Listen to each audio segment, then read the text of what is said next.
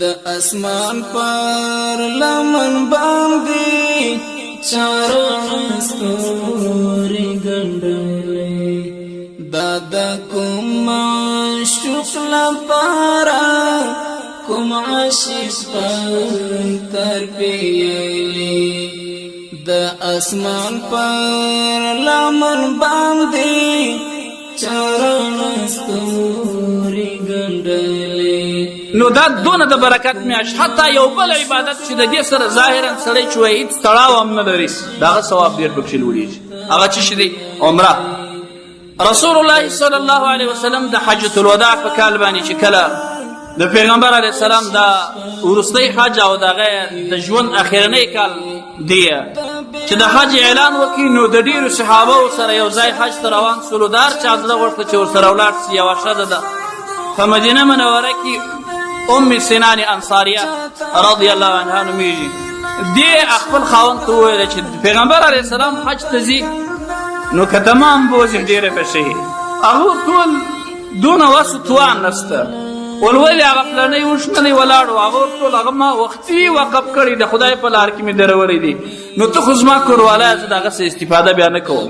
ول هغه بل وشنلی ول پر هغه باندې خو دا د کور دپاره د ممتې دپاره اوبه راباسو چې بوځو خو دا کښت و باغ مو ګرد د لاسه وځي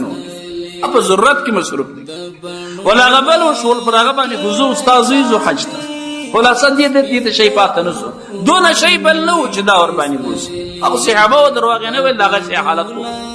نو د دې مبارک په زړه کې دا شوق و جذبه ولوله د هغسې غونډه پاته سول لاړه حج ته. کله چې پیغمبر صلی الله علیه وسلم مبارک د حج راورسېدی نو دې خپل خاوند ورواستي ورته ورسه د پیغمبر علیه السلام څه پوښتنه راته وکړه چې دغه ثواب زه په څه شي پیدا کولی شم دا ستا ملګرتیا د حج زما څه پاته سوله. پیغمبر علیه السلام ته سلام ورواستوي هغه ورغې ول زما ښځه پر تا سلام وایي او دا پوښتنه کوي زه په دې امر کړی یم دغونه خوارۍ او زارۍ یې وکړلې خو حج ته نه وتوانېدل چې ستا سره ولاړه شي وایي چې زه به دا په څه شي پوره کړم دا ثواب. پیغمبر علیه السلام ورته وویله ول ورته وایه چې اعتمري فی رمضان د روژې مبارکې په میاشت کې بیا عمرې ته ولاړه شه فانها تعدل حجة معي ول دا د روژې د میاشتې عمره دا داسې ثواب الله ورکوي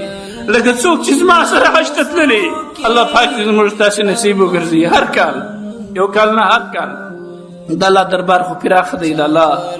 لارې تنګې نه دي د الله کور تنګې ونیستې نه لري. ظاهرا عمره د روژې سره سړی چې وایي هېڅ تړاو نه لري لیکن دونه غټ تړاو دونه غټ برکت الله روژې کې ایښی دی چې نور کال عمره سنت کار دی ثواب لري لیکن د روژې د میاشتې عمره دونه ثواب لري لکه سړی چې د پیغمبر صلی الله علیه وسلم سره یو ځای په حج کې ملګرتیا کوي. نو د نور د روژې فضایل به انشاءالله العزیز که خدای کړي وه نورو جمعو کې که ژوند باقي و درته وایي د روژې فضایل داسې نه دي چې په دا یوه جمعه یا په دوو جمعو یا په درو جمعو یا په پنځه جمعو یا تر نوي کاله خلاصېږي نه خو هغه د وخت مطابق به یو څه چې هسته چې زده کېږي هغونه قدر درته وایي انشاءالله العزیز. د الله جل وعلا شانه اوس به توفیق غواړو خدای دې مو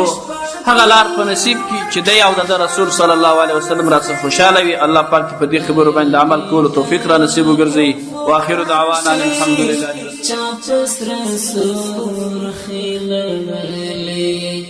دا یاغې د